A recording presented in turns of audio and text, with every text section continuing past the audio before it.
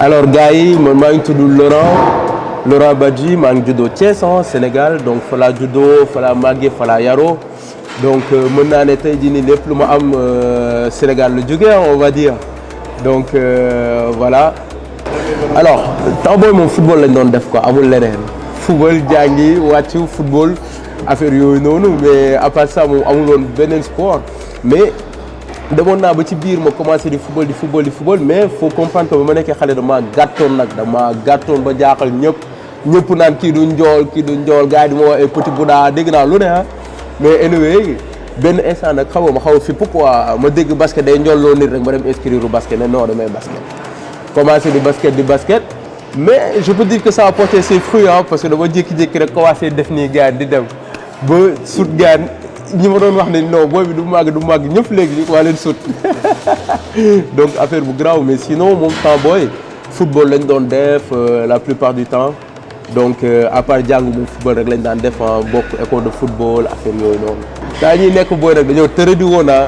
tëradi woon dañuy dem xam nga nekk ay xale yu ndaw mais dañ ko doon jéem a lijjanti ko ut benn some morning nii xam nga dem loué oto. nekk ci dëkk bi wax sama gars yi ay ñëw Tintin ñëw Uzi xaw ma ñëw Biri nekk ci dëkk bi di fërëri rek di looy oto di drift nag dëkk bi yëpp laa lay wax di fu ñu romb rek gars yi ne booy ñëwati nañ waaw affaire bu garaaw di dem ay feetu école yi xam nga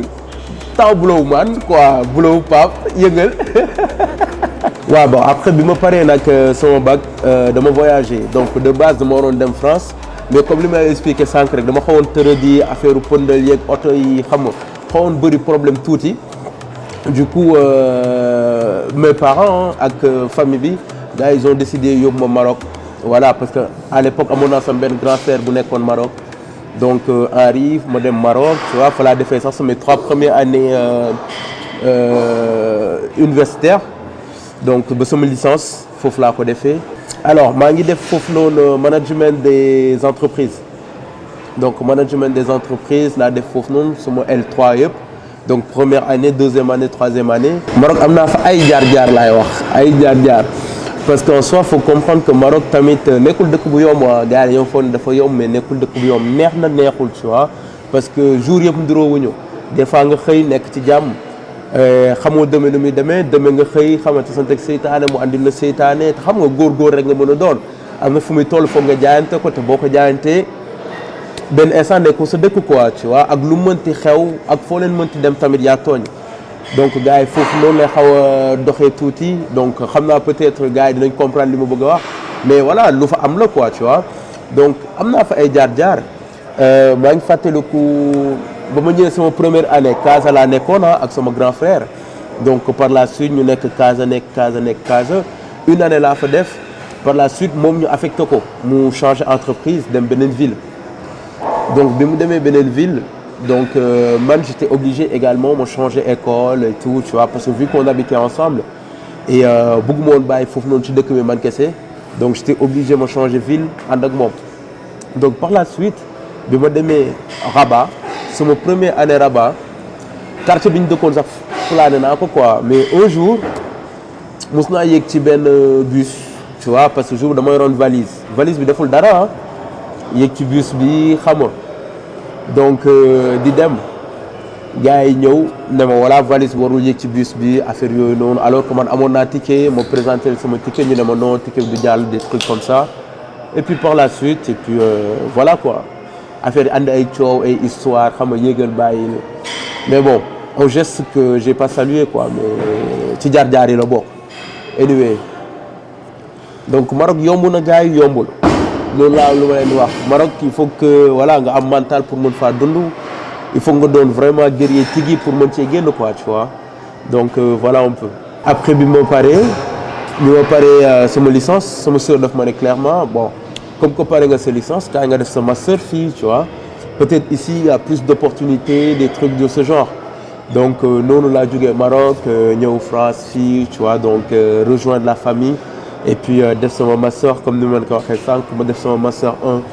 en commerce international achat et supply chain après ma pare sama master 1 ma enchaîné un master 2 donc def master 2 en management commercial donc business development et puis voilà. Alors bi ma accès à mon job yombul France tamit ku ne dafa yomb ku ne daa fekk ñamoo ko donc yombul c'est très très compliqué pour un début, tu vois, intégration bi xamoo fi lu bëri ba pare nga accès saa mu sedd boo xam ne non tu en fait doo comprendre yow lépp a jaxasoo ci yow donc yow France bi nga doon dégg France bi nga doon gis ci télé yeeg yooyu noonu ak France réalité bi da nga naan non mais attends affaire yi am na lu ci làqu quoi da nga naan gars yi waxuñu ma woon lii wanuñu ma woon lii mais dafa taroon au début tu vois donc da ngay ñëw di déposer gars yi naan la amoo expérience après wala nga ñëw ñu naan la non sa expérience doyul xam nga donc affaire yu bëri nekkoon ci doon ci laxasu après par la suite man job bi ma njëkk a am job livreur la saa ci seddaay bi da ngay génn gaan ngelaw gi di la dóor sa bakkan yi di couler sedd buy xam nga mais voilà après nag yàlla suturaal moo ba yàgguma ci quoi tu vois donc manqué def ay vas-y 3-4 mois mu tombé noonu hiver bi juste après ma am job nag Amazon quoi tu vois ci lañ ma Amazon jëlee après franchement c'était devenu plus calme après ci la commencé di lijjanti samay alternance ma am sama alternance am après Amazon à côté donc voilà quoi mais sinon au début ouais c'était métti woon na trop yombul woon na alors bi may ñëw France sama xel mu ngi woon ci football mais xamoon naa ni commencé woon naa jël poids tuuti quoi tu vois parce que bi may nekk Maroc sama dernière année Maroc yooyu noonu ci la commencé woon musculation affaire yooyu donc commencé woon naa jël poids tuuti et puis psychologiquement xamoon naa ne tamit âgé naa quoi tu vois donc football bi dama doon wax voilà su ma ñëwee damay football nii rek pour le plaisir mais pas football pour tekki ci quoi par contre benn affaire moo gënoon nekk sama bopp je me disais su ma demee France dina am alimentation bu gën a baax dinaa mën di naan meew balaa maa tëdd naan ay jus d'orange affaire yooyu noonu comprendre nga pour sama entraînement yi dinaa gën a jàpp quoi et justement c'est ce qui s'est passé bi ma ñëwee j'ai tout fait en fait pour avoir on va dire une vie équilibrée donc une vie saine jéem a lekk bu baax voilà tëdd heure affaire yooyu ba pare gëmoon entraînement bi tamit gëm ni voilà quoi tu vois dama ko doon def pour le plaisir à la longue mu doon loo xam ne c'est devenu en fait une habitude donc dem ba bokk ci man et puis voilà donc c'est maintenant c'est dans les veines on va dire. tey jii nii ñàkk a gis njëriñ ci musculation dafa large am na ñoo xam ne peut-être dañoo essayer jàllul ñu bàyyi mais xam nga nit moom bu réussirul dara rek da koy ñàkkal fayda dara bu méttee ci moom xam nga bu bàyyee rek ne non lii baaxul quoi da koy ñàkkal fayda donc voilà noonu la demee mais sinon pour man musculation njëriñ bi ci nekk bëri na torop parce que oui musculation dañ naan yëkkati mais yëkkati dafa am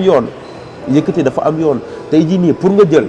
ci musculation il faut nga xam yoon bi mënoo ñëw rek di tëb di daal xam nga di yëkkati lu la neex di teg nga foog ne yaa ngi liggéey yow da nga nekk di fatiguer sa muscle mais li ngay def dara baaxu ci parce que muscle bi nga bëgg a liggéey peut-être yaa ngi solliciter beneen muscle boo xam ne yoonam nekku ci donc dafa am yoon am posture am nuñ koy liggéeyee ba pare day tax en fait mooy li mën a wax sànq day forger sa mental parce que plus muy gën a métti plus ngay continuer parce que en gros da li nga war a jàpp mooy tant que mu ngi yomb baaxul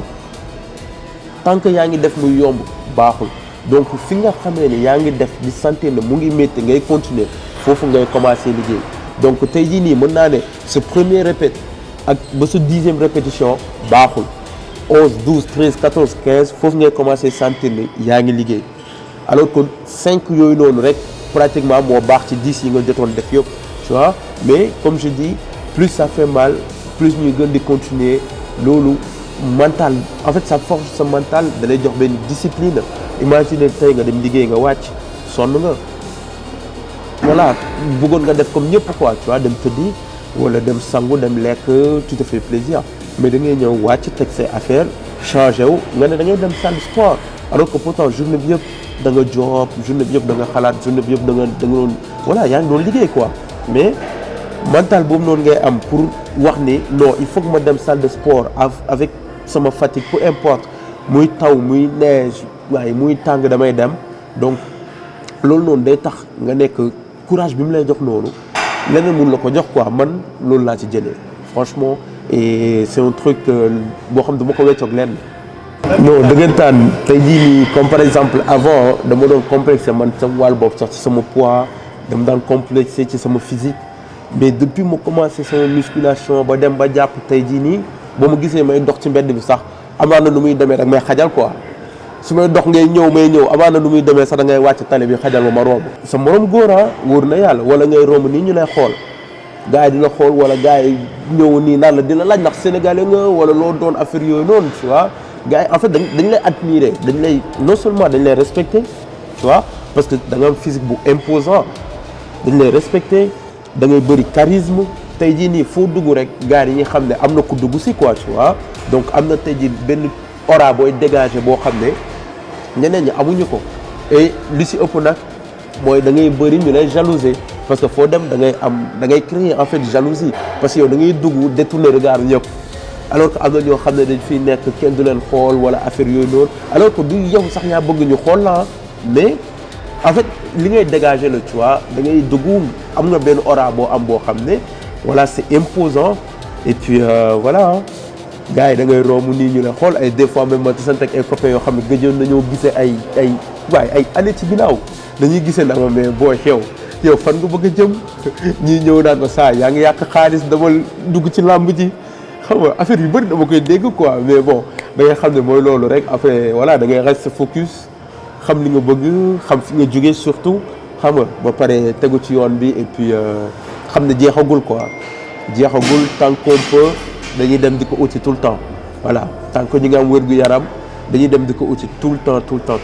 donc tey jii ku ma woo pour ñu jouer ay film wala ay jeu d'acteur wala ay représenter marque moi je n'y trouve aucun problème tu vois du moment où en fait les choses sont claires dès le début amul problème man mën naa liggéey ak ñëpp amul benn problème man na voilà na affaire yi jaar yoon rek xam nga ñu teg lépp ci axe ku bëgg a liggéey ak man ma liggéey ak yow et puis voilà je sais par contre que bu ñu commencé liggéey moom on va faire feu et flamme ça c'est sûr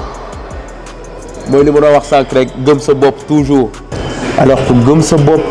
il faut que nga xam ne en fait déjà il faut que nga gëm yàlla gëm sa bopp pour man il faut nga gëm yàlla d'abord parce que souvent on dit il faut avoir foi en Dieu mais il faut croire en toi donc il faut nga gëm yàlla d'abord xam ne tey jii nii lépp loo am moom moo la ko may ñun amuñu dara dañoo dénk rek voilà ñun lii nii lépp dañ ko fi bàyyi du dara lu ñu yóbbaale donc il faut nga gëm yàlla d'abord ba pare boo gëmee yàlla nag nga jóg dem wuti ko parce que wuti ko boobu noonu day métti boo ko jotee mu yomb jàppale ni nga koy perte dina gaaw parce que dafa doy waar quoi il faut que mu métti comme on dit Dieu donne à ses meilleurs soldats les épreuves les plus dures donc tey jii ne mënoo ñëw mu yomb lépp yomb pour yow donc jàppal ne am na lu ci laxasu donc il faut nga gëm sa bopp mooy il faut nga nangoo ñafe il faut que muy métti ngay utiliser say xel nga ne non ok tey jéem naa doxul suba dinaa jéemaat du ma bàyyi tant que doxul du ma bàyyi tu vois noonu lay demee munoo ñëw tey ji nga essayé doxul rek nga ne waaye bàyyi naa waaye affaire bi xam naa rek mooy loolu baaxul non loolu du gëm sa bopp loolu xaddi la tudd te jàmbaar du xaddi jàmbaar da ngay dem ba mu jeex tant que yaa ngi koy mën da ngay dem di ko uti noonu la demee tant que yaa ngi koy mën da ngay dem di ko uti def nga benn yoon doxul ñëwaatal nga defaat suba nga doxaat ba keroog muy dox nga jàll ci beneen étape dina métti nag ku la ne dafa yomb da lay naxa life bi amul dara lu yomb même lekk sax yombul te dafa neex même lekk sax yombul donc amul dara lu yomb ci life bi ku gëm sa bopp da ngay gëm yàlla boo paree nga gëm sa bopp ci kaw ngay dem di ko uti di ñafe muy métti ngay muuñ voilà di ko gérer et puis di avancer nangoo avancer quoi tu vois toujours faire plus toujours se donner plus pour mën a avancer quoi jëf ka ko jaar moo koy jaar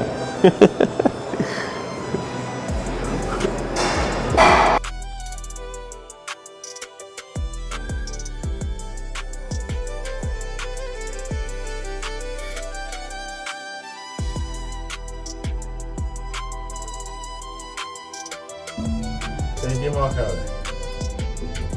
Koko Jaar Eumeu Sène bu Paris